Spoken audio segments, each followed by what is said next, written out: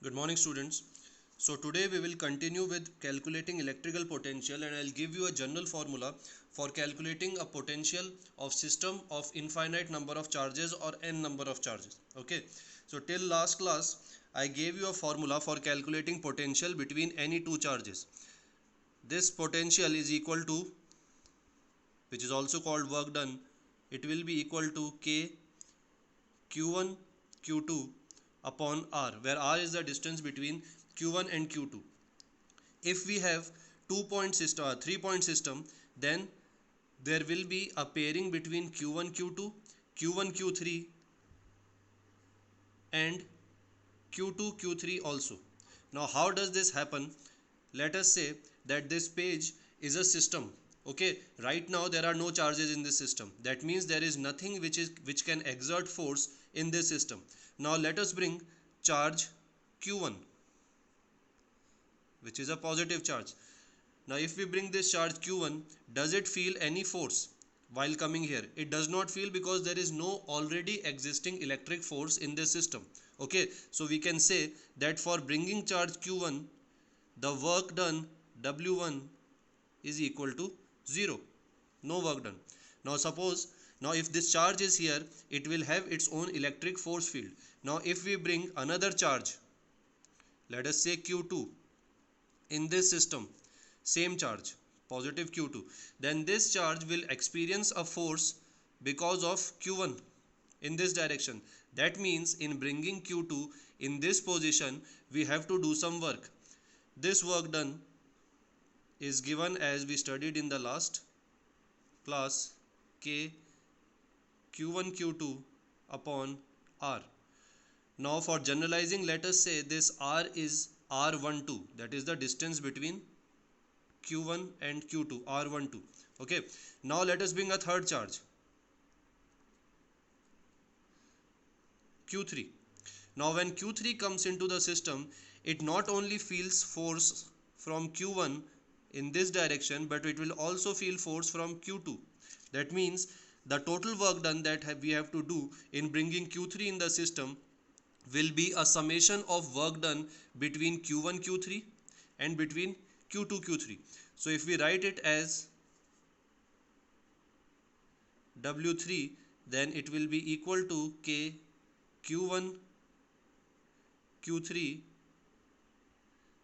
upon R13 plus K Q2 Q3 upon R23. Now if we have only this system, this three charge system, then total work done will be the summation of these three work done, W1, W2 and W3. But if suppose we have n number of charges, we are bringing more charges, Q4, Q5, Q6 and so on, then Q4 will face force against Q1, against Q2, against Q3. If we bring Q5, then it will face force from Q1, Q2, Q3 and Q4 as well. Q6 will face force against Q1, Q2, Q3, Q4 and Q5. So if we continue like this, we will have a general formula. Okay, so before writing the general formula, let me explain a few things. This is a total work done. Now total work done, let me take K common. Okay, now when there was only Q1 in the system, then the work done was 0, so I am not going to write it here. When Q2 was brought, then it was Q1 Q2 R12.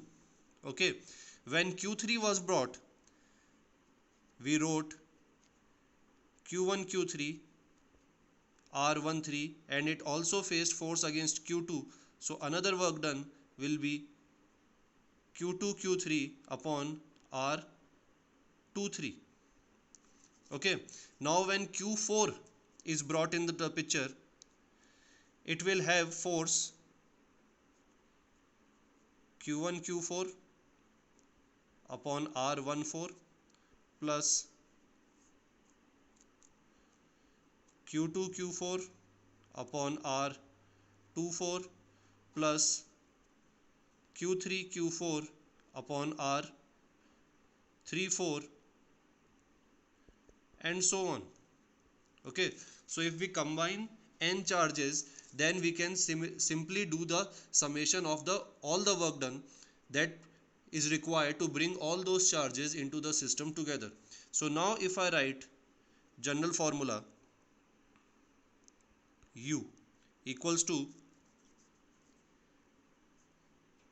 K, which will be a constant, let us say Qi,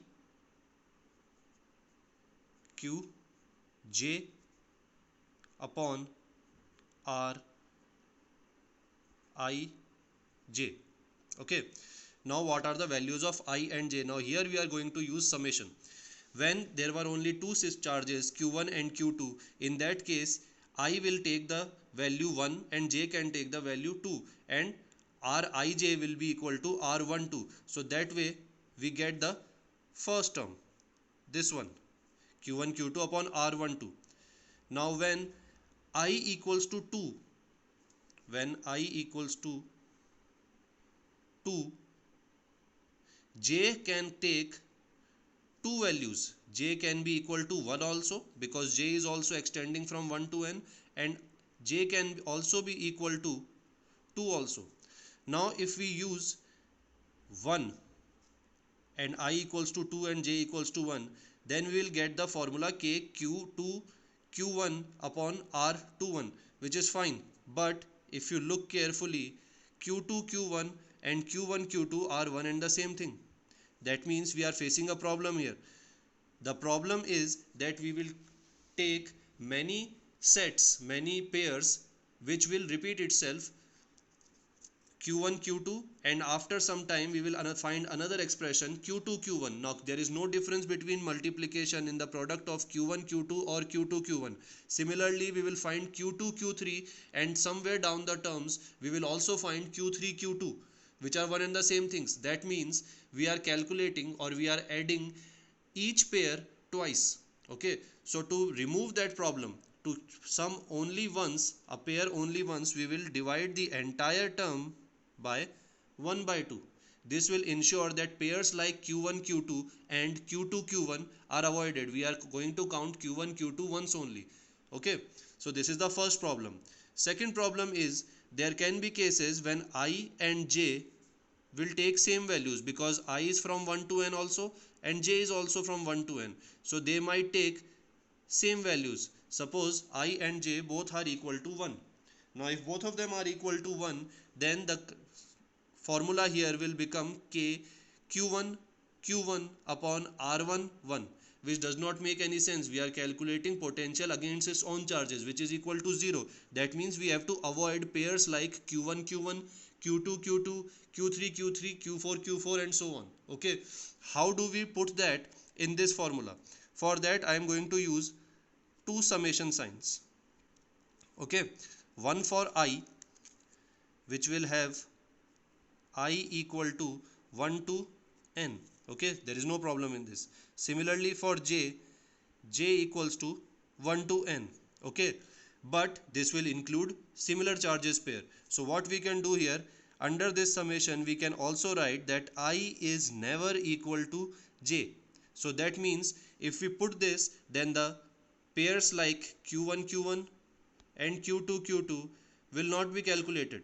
If q1 we have, then the value of j will never be equal to 1. I is never equal to j. So it will always be 2 or 3 or 4 or 5. Okay, when we have I equals to 2, then j will take value, any value but 2. J will have values like 1 2 1 3 4 5, but it will never take the value 2, because I is never equal to j. Okay, so if we put all these conditions together, then this will become our general formula for a system of n charges. It will give us the electric potential of n charges.